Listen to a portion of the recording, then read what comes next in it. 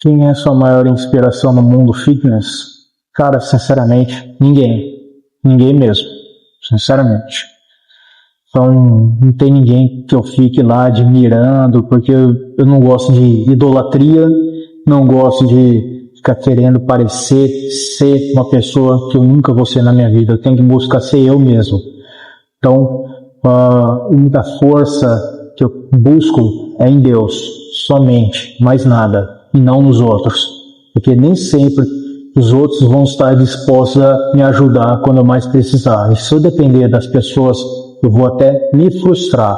Então, nunca dependa dos outros para se inspirar para você ser melhor. Tudo bem? Você deve buscar forças em Deus, na entidade maior, naquele que deu a vida para te salvar e perdoa suas imperfeições. Essa é a sua maior inspiração, independente de qualquer coisa.